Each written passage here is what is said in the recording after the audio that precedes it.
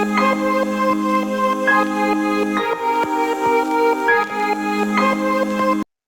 મિત્રો વિડીયોનો પ્રથમ પ્રશ્ન છે કેસીસીની રિવાઇડ સેલી સ્કીમ આ વર્ષથી અમલમાં આવી છે। મિત્રો કેસીસીની રિવાઇડ સેલી સ્કીમ કયા વર્ષથી અમલમાં આવી છે? તો મિત્રો જવાબ આવશે 2010 થી।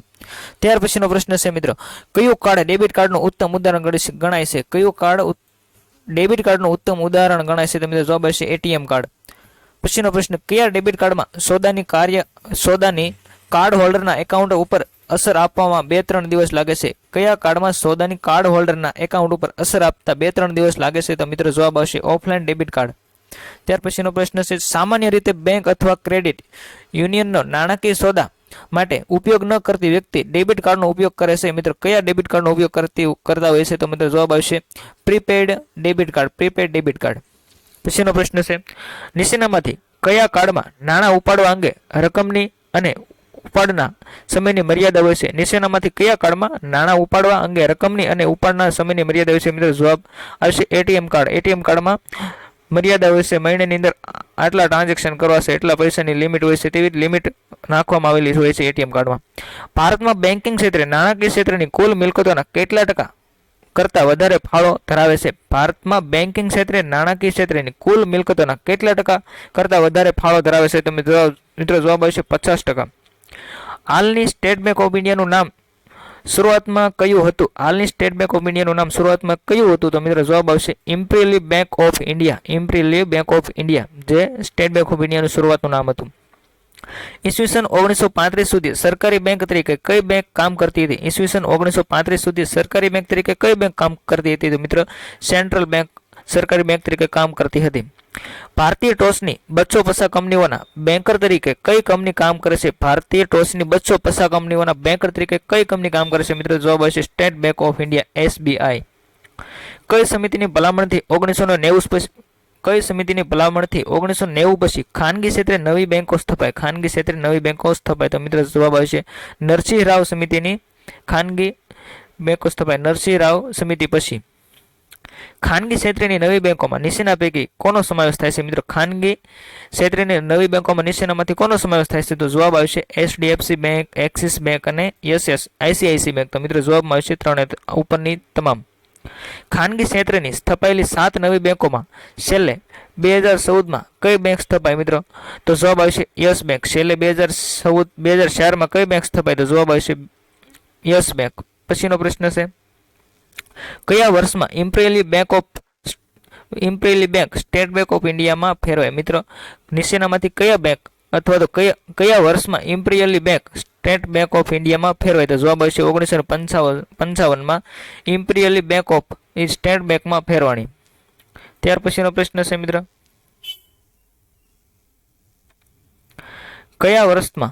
કયા વર્ષથી મર્યાદિત જવાબદારીને સિદ્ધાંત જોઈન્ટ સ્ટોક કંપનીઓને લાગુ પાડવામાં આવ્યા છે? કયા વર્ષથી મર્યાદિત જવાબદારીને સિદ્ધાંત જોઈન્ટ સ્ટોક લાગુ કરવામાં આવ્યા છે? મિત્રો જવાબ આવશે 1860। પછીનો પ્રશ્ન છે ઈસ્ટ ઇન્ડિયા કંપનીએ કયા વર્ષમાં બેંક ઓફ બેંગોલની સ્થાપના કરી? ઈસ્ટ ઇન્ડિયા કંપનીએ કયા વર્ષમાં બેંક ઓફ બંગાળની સ્થાપના કરી? તમે જવાબ આવશે 1809માં। કયા વર્ષમાં bank of Madras, bank of Bengal અને બેંક ઓફ બોમ્બેનું એકત્રીકરણ કરવામાં આવ્યું? જવાબ આવશે 1921માં। પછીનો પ્રશ્ન છે મિત્રો ઈસ્ટ ઇન્ડિયા કંપનીએ કયા વર્ષમાં સેન્ટ્રલ બેંક ઓફ ઇન્ડિયાની સ્થાપના કરી? તો મિત્રો જવાબ આવશે 1786। ત્યાર પછીનો પ્રશ્ન છે મિત્રો થોડા સ્પીડથી પ્રશ્નોનું સોલ્યુશન કરીશું, રિવિઝન છે એટલા માટે। ઈસવીસન 1969માં કેટલી બેંકોનું રાષ્ટ્રીયકરણ કરવામાં આવ્યું હતું? મિત્રો ઈસવીસન 1969માં કેટલી બેંકોનું રાષ્ટ્રીયકરણ કરવામાં આવ્યું હતું? 14 બેંકોનું રાષ્ટ્રીયકરણ કરવામાં આવ્યું હતું। ત્યાર પછીનો પ્રશ્ન છે મિત્રો કયા વર્ષમાં બેંક ડિપોઝિટને વીમા કવચ આપવામાં આવ્યું છે? કયા વર્ષમાં બેંક ડિપોઝિટને વીમા કવચ આપવામાં આવ્યું છે મિત્રો? તો તેમાં જવાબમાં આવશે 1961। જવાબ આવશે 1961। ભારતમાં પ્રાદેશિક ગ્રામ્ય બેંકની સ્થાપના ક્યારે થઈ? મિત્રો ભારતમાં પ્રાદેશિક ગ્રામ્ય બેંકની સ્થાપના ક્યારે થઈ? તો 1975માં। ત્યાર પછીનો પ્રશ્ન છે મિત્રો સ્ટેટ બેંકની ગૌણ બેંકની રચના ક્યારે થઈ? સ્ટેટ બેંકની ગૌણ બેંકની રચના ક્યારે થઈ? તો જવાબ આવશે 1959। કયા વર્ષમાં વિદેશી ચલણ બિન નિવાસી ખાતું 200ની જમાવટ માટે શરૂ કરવામાં આવ્યું હતું? તો મિત્રો જવાબ આવશે 1975માં।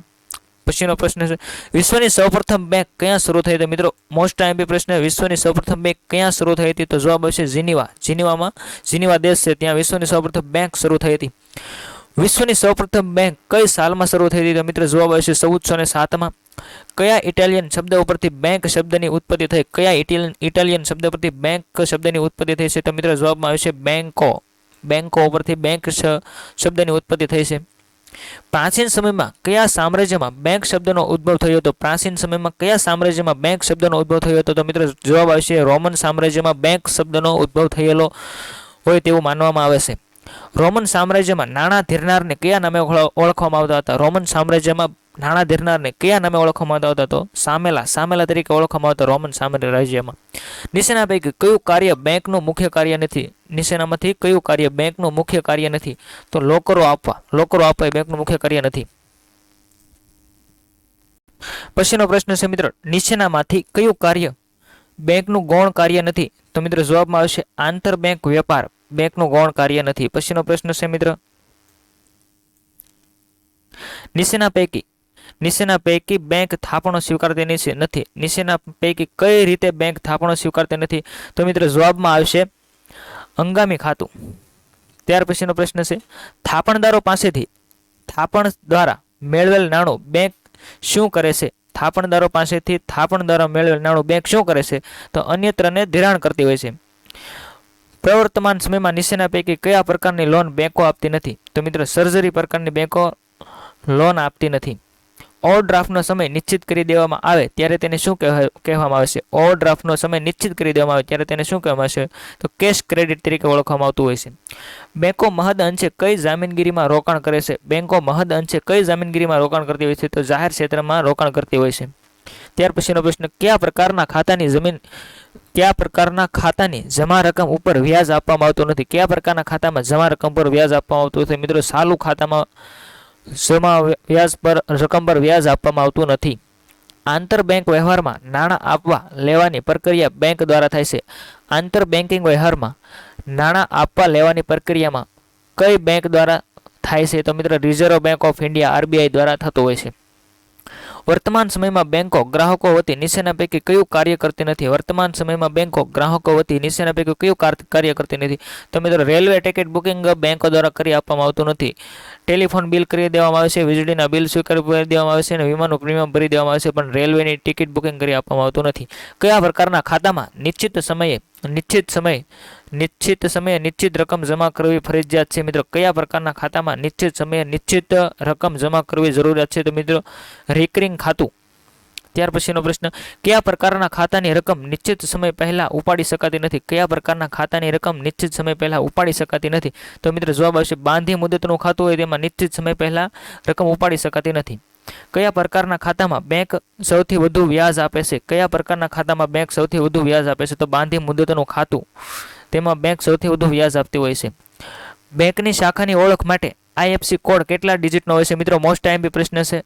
આઈએફસી કોડ કેટલા ડિજિટનો હોય છે? તો મિત્રો 11 અક્ષરનો હોય છે આઈએફસી કોડ. બેંક પોતાનું દેવું ચૂકવવા માટે જે ચેક આપે છે તેને શું કહે છે? બેંક પોતાનું દેવું ચૂકવવા માટે જે ચેક આપે તેને શું કહે છે? પે ઓર્ડર તરીકે ઓળખવામાં આવતું હોય છે. મિત્રો પછીનો પ્રશ્ન છે, પ્રવાસ દરમિયાન રોકડ જોખમની સામે બેંક કઈ સેવા આપે છે? તો મિત્રો જવાબમાં આવશે ટ્રાવેલ ચેક. જવાબ ડી. પછીનો પ્રશ્ન, બેંક ઓવરડ્રાફ્ટમાં જે વ્યક્તિના નામે ઉલ્લેખ કરેલ છે તે વ્યક્તિને નાણાં ચૂકવણી માટે શું કહે છે? બેંક ઓવરડ્રાફ્ટમાં જે વ્યક્તિના નામે ઉલ્લેખ કરેલ છે તે વ્યક્તિને નાણાં ચૂકવણી માટે શું કહેવામાં આવે છે? તો હુકમ કરે છે તેમ કહેવામાં આવે છે. બેંકો નવી સ્થાપાતી કંપનીને કઈ બાબતની બાંયધરીની સેવા આપે છે? બેંકો નવી સ્થાપાતી કંપનીને કઈ બાબતની બાંયધરીની સેવા આપે છે? તો મિત્રો લઘુમતી ભરણાની જવાબદારીથી આપતું હોય છે. કઈ સંબંધિત સેવા બેંક ગ્રાહકોને પૂરી પાડે છે? સૂચિત તમામ. મિત્રો જવાબ હશે એટીએમ કાર્ડ આપે છે, ડિમાન્ડ આપે છે અને ડિપોઝિટ વેલ્યુ આપતી હોય છે. બેંકમાં વિવિધ ખાતા ખોલવા માટે કેવાયસી જરૂર છે, તેનો અર્થ શું થાય છે? મિત્રો બેંકમાં વિવિધ ખાતા ખોલવા માટે કેવાયસી ની જરૂર પડે છે. તો મિત્રો કેવાયસી નું ફૂલ ફોર્મ પૂછેલું છે, તો જવાબમાં આવશે નો યોર કસ્ટમર. જવાબ આવશે નો યોર કસ્ટમર. કેવાયસી, કે એટલે નો, વાય એટલે યોર ને સી એટલે કસ્ટમર. ધંધાદારી વ્યક્તિઓ બેંકમાં નીચેના પૈકી કયું ખાતું ખોલાવે છે? મિત્રો ધંધાદારી વ્યક્તિઓ બેંકમાં કયું પ્રકારનું ખાતું ખોલાવતા હોય છે? તો ચાલુ ખાતું ખોલાવતા હોય છે. કોઈ એક બેંક અન્ય બેંકની શાખા ઉપર લખેલા ચેકને શું કહે છે? કોઈ એક બેંકે અન્ય બેંકની શાખા પર લખેલા ચેકને શું કહે છે? તો ડિમાન્ડ ડ્રાફ્ટ તરીકે ઓળખવામાં આવતું હોય છે. ભારતની કોઈપણ બેંકમાંથી ભારતની અન્ય બેંકમાં નાણાં ફેરવણી કરવાની પદ્ધતિને શું કહે છે? મિત્રો, ભારતની કોઈપણ બેંકમાંથી ભારતની અન્ય બેંકમાં નાણાંની ફેરબદલી કરવાની પદ્ધતિને શું કહે છે? આરટીજીએસ કહેવામાં આવે છે. મિત્રો, ભારતની કોઈપણ બેંકમાંથી ભારતની અન્ય બેંકમાં આરટીજીએસ કરવા માટે બંને બેંક પાસે કયો કોડ હોવો જોઈએ? તો મિત્રો, આઈએફસી કોડ હોવો જોઈએ. આરટીજીએસ દ્વારા ઓછામાં ઓછું કેટલી રકમ ફેરબદલી કરી શકાય? આરટીજીએસ દ્વારા ઓછામાં ઓછી કેટલી રકમ ફેરબદલી કરી શકાય છે? તો જવાબ આવશે 2 લાખ. નેફ્ટ દ્વારા વધુમાં વધુ કેટલી રકમ ફેરબદલી બેંક દ્વારા કરી શકાય? નેફ્ટ દ્વારા વધુમાં વધુ કેટલી રકમ? તો મિત્રો 2 લાખ. કયા પ્રકારના વ્યવહારમાં ભારતીય રિઝર્વ બેંક બેંચ પ્રમાણે વ્યવહાર કરે છે? મિત્રો, બેંચ પ્રમાણે વ્યવહાર કરે છે. તો તેમાં જવાબ આવશે નેફ્ટ. પછીનો પ્રશ્ન છે, બેંકો વચ્ચે થતા આંતરવ્યવહારમાં તત્કાળ ઉદ્ભવતી નાણાંની સમસ્યાનું નિવારણ કોના દ્વારા થાય છે? બેંકો દ્વારા આંતરવ્યવહારમાં તત્કાળ ઉદ્ભવતી નાણાંની સમસ્યાનું નિવારણ કોના દ્વારા થાય છે? મિત્રો, કોલમની દ્વારા થતું હોય છે. ત્યાર પછીનો પ્રશ્ન છે મિત્રો, બેંકો તરફથી ગ્રાહકોને તેમની શાખાને આધારે શું આપવામાં આવે છે? બેંકો તરફથી ગ્રાહકોને તેમની શાખાને આધારે શું આપવામાં આવે છે? તો મિત્રો, ક્રેડિટ કાર્ડ આપવામાં આવતું હોય છે.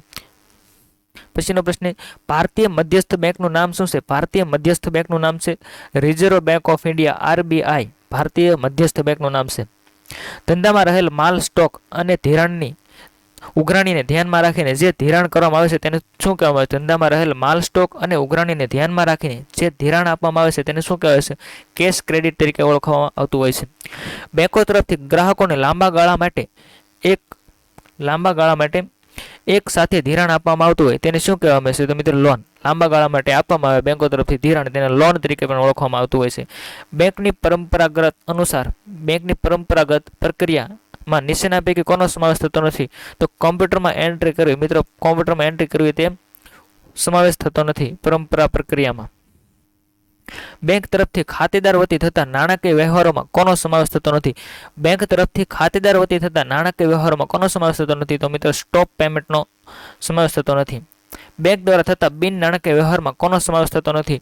બિન નાણાકીય વ્યવહારમાં ડિમાન્ડ ડ્રાફ્ટનો આપવો તે સમાવેશ થતો નથી. ઇન્ટરનેટના ઉપયોગથી બેંકના કયા કાર્યો સરળ બન્યા છે? ઇન્ટરનેટના ઉપયોગથી બેંકના કયા કાર્યો સરળ બન્યા છે? તો તમામ બેન્કિંગ, ઈ બેન્કિંગ, કોર બેન્કિંગ અને મોબાઈલ બેન્કિંગ તમામ કાર્યો સરળ બન્યા છે. તો જવાબ આવશે સૂચના તમામ.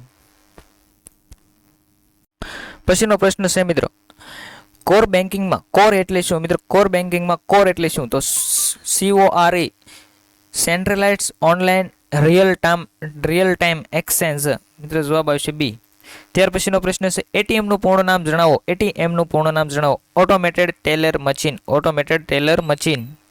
પછીનો પ્રશ્ન છે, રિઝર્વ બેંક દ્વારા આરટીજીએસ વ્યવહારોની પતાવટ કેટલા કલાકમાં થાય છે? રિઝર્વ બેંક દ્વારા આરટીજીએસ વ્યવહારોની પતાવટ કેટલા સમયમાં થાય છે? તો મિત્રો, દર કલાકે થતી હોય છે. પછીનો પ્રશ્ન છે, આરટીજીએસના વ્યવહારમાં જમા રકમ મળવાની પ્રક્રિયા મહત્તમ કેટલા કલાક સુધીમાં થાય છે? આરટીજીએસ દ્વારા વ્યવહારમાં જમા રકમ મળવાની પ્રક્રિયા મહત્તમ કેટલા કલાક સુધીમાં થાય છે? તો મિત્રો, 48 કલાકમાં થતી હોય છે. પછીનો પ્રશ્ન છે મિત્રો, આરટીજીએસના વ્યવહારોની પતાવટની એક બેંકમાં વધુમાં વધુ કેટલા ટ્રાન્ઝેક્શન હોય છે? જવાબ આવશે 10 વ્યવહારો હોય છે. જવાબ આવશે બી. પછીનો પ્રશ્ન, નેફ્ટ દ્વારા એક રોકડ વ્યવહારમાં વધુમાં વધુ કેટલી રોકડ રકમ મોકલી શકાય? નેફ્ટ દ્વારા વધુમાં વધુ કેટલી રકમ મોકલી શકાય? તો જવાબ આવશે 50 કરોડ. સી નો મતલબ થાય 50,000. મતલબ સોરી મિત્રો, નેફ્ટ દ્વારા વધુમાં રોકડ વ્યવહારમાં વધુમાં વધુ કેટલી રકમ મોકલી શકાય? તો જવાબ આવશે 50,000 રૂપિયા. કયા વર્ષમાં યુનાઇટેડ વેસ્ટર્ન બેંકને આઈડીબીઆઈમાં મર્જ કરવામાં આવ્યું? મિત્રો, 2006માં યુનાઇટેડ વેસ્ટ બેંકને આઈડીબીઆઈમાં મર્જ કરવામાં આવ્યું છે. નવેમ્બર 1964માં કોની પાસે આઈડીબીઆઈ બેંક રિફાઇનાન્સ તમામ જવાબદારી લઈ લીધી? આઈડીબીએ રિફાઇનાન્સ તમામ જવાબદારી લઈ લીધી. જવાબ આવશે રિફાઇનાન્સ કોર્પોરેશન ઓફ ઇન્ડિયા. વર્ષ 2000માં નીચેનામાંથી કઈ કંપની અસ્તિત્વમાં આવી? નીચેનામાંથી કઈ કંપની અસ્તિત્વમાં આવી? તો મિત્રો, જવાબ આવશે IDBI Intech limited. IDBI trusteeship service limited કયા વર્ષમાં અસ્તિત્વમાં આવી? તો મિત્રો જવાબ 2001. આઈડીબીઆઈમાં એમ ટ્રસ્ટી કંપની લિમિટેડની સ્થાપના કયા વર્ષમાં થઈ? તો મિત્રો જવાબ છે 2010. આઈએફસીઆઈની સ્થાપના કયા વર્ષમાં કરવામાં આવી છે? આઈએફસીઆઈની સ્થાપના 1948માં કરવામાં આવી છે. આઈડીબીઆઈની સ્થાપના 1990માં કરવામાં આવી છે. રાજ્ય નાણાકીય કોર્પોરેશનની સ્થાપના કયા વર્ષમાં થઈ? રાજ્ય નાણાકીય કોર્પોરેશનની સ્થાપના કયા વર્ષમાં થઈ? તો મિત્રો જવાબ છે 1951માં. હાલમાં કેટલા રાજ્યમાં નાણાકીય કોર્પોરેશન અસ્તિત્વમાં છે? તો મિત્રો જવાબ છે 18 રાજ્ય નાણાકીય કોર્પોરેશન અસ્તિત્વમાં છે. યુટીઆઈની સ્થાપના કયા વર્ષમાં કરવામાં આવી? યુટીઆઈની સ્થાપના કયા વર્ષમાં કરવામાં આવી અથવા થઈ છે? તો જવાબ છે 1963. કોની અધ્યક્ષતામાં આરબીઆઈએ પેમેન્ટ બેંક શરૂ કરવાની સમિતિની રચના કરી? કોની અધ્યક્ષતામાં આરબીઆઈ પેમેન્ટ બેંક શરૂ કરવાની સમિતિની રચના કરી? તો મિત્રો જવાબ છે ડોક્ટર નચિકેતન મોર. આરબીઆઈ દ્વારા પેમેન્ટ બેંક શરૂ કરવાની ગાઈડલાઈન કયા વર્ષમાં બહાર પાડવામાં આવી હતી? મિત્રો 2014માં આરબીઆઈ દ્વારા પેમેન્ટ બેંક શરૂ કરવાની ગાઈડલાઈન કરવામાં આવી છે. તો મિત્રો આજના આ વિડીયોમાં આટલા પ્રશ્નો બેન્કિંગ પ્રશ્નોનું રિવિઝન કર્યું છે. તો મિત્રો આ વિડીયો તમને સારો લાગ્યો હોય તો તમારા અન્ય મિત્રો જે આવનારી સબ ઓડિટર એકાઉન્ટની પરીક્ષાની તૈયારી કરી રહ્યા છે તેમને લાઇક શેર અને સબસ્ક્રાઇબ કરજો અને તમારા અન્ય મિત્રોને આ લિંક શેર કરજો જેથી આવનારા વિડીયોની નોટિફિકેશન તમને મળતી રહે. તો મિત્રો ધન્યવાદ. Thank you.